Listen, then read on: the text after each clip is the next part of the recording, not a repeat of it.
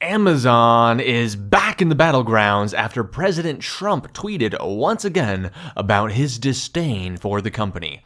Yesterday, Trump tweeted, "I have stated my concerns with Amazon long before the election. Unlike others, they pay little or no taxes to state and local governments, use our postal system as their delivery bitch, causing tremendous loss to the US, and are putting many thousands of retailers out of business. And little Jeffy doesn't like me because he has no hair and I have wonderful hair. It's the best hair, really. It's the best. Melania cuts it all by herself. She puts a bowl on my head and she gets the toenail clippers, and I look in the mirror and I say, we are going to make my hair great again."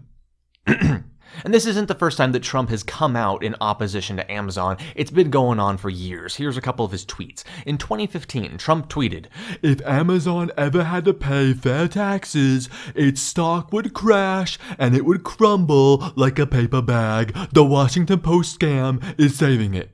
In June of 2017, the Washington Post ran a story about a fake Time magazine cover hanging in Trump golf clubs. That very next day, Trump tweeted, "The Amazon Washington Post, sometimes referred to as the Guardian of Amazon, not paying internet taxes, which it should, is fake news."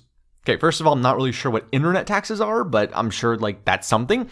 In August 2017, Trump tweeted, "Amazon is doing a great damage to tax-paying retailers. Towns, cities, and states throughout the US are being hurt, many jobs being lost."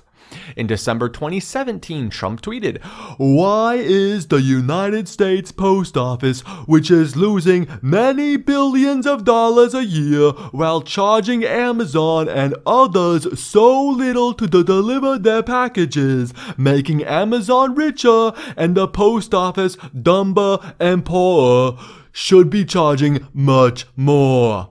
Also, in a 2016 interview, Trump said about Bezos, "He's got a huge antitrust problem because he's controlling so much." So let's digest this for our investors.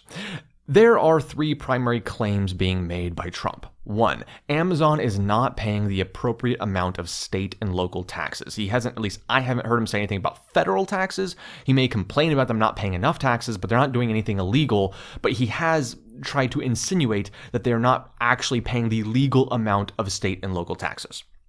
Two, the post office should charge more to ship packages, just generally speaking. He's not necessarily isolating this just to Amazon, although Amazon is, of course, their largest, business. So he's saying Amazon, but he is including other companies in this statement as well. And then three, antitrust issues. First, when it comes to taxes, Donald would be correct if he were saying this back in 2012 when Amazon was actually not paying the appropriate amount of state and local taxes. However, starting that year in 2012, Amazon started making agreements with local municipalities to voluntarily start charging sales tax in exchange for favorable zoning locations for their distribution centers. It was a long-time play that ultimately paid off massively for Amazon, and that's part of the reason why they're able to get things to us so quickly, because they have such great locations for their distribution centers. To date, Amazon is paying the appropriate amount of taxes to any state and local government which demands it. So this is just an empty claim, at least today. Second, the post office should be charging more to ship packages. This is more akin to just general business advice for the post office than it is a threat to Amazon. Unlike envelopes, which the post office has a legal monopoly on, when it comes to packages, the post office is just another company that competes with UPS, FedEx, other carriers, and Amazon themselves delivering their own packages.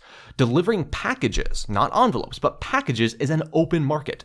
The post office could raise its prices if it wanted to, but this would simply result in Amazon and other companies going elsewhere for their shipping needs.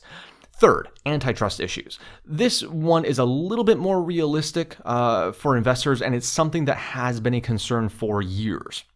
While it is possible that Amazon may face an antitrust issue at some point in the future, I do not think that this time is now or any time in the near future. Let's just compare Amazon to, say, Google, who is another company that people have talked about from an antitrust standpoint. Google has roughly a 65% share of search in America and has had so for about the past decade, and yet has not faced an antitrust suit in America. Amazon has had not nearly that much of a dominance in retail or even online retail for that long. Of course, nowadays they're very dominant online, but they're not at 65%, and they have not been that strong for an entire decade. Amazon only has 44% of online retail sales in America. However, the story gets a little bit more complex. See, here's the thing. Google operates alone. They keep 100% of their profits. On the other hand, 51% of all transactions on Amazon are actually with third-party sellers, right? They're other businesses selling on the Amazon platform.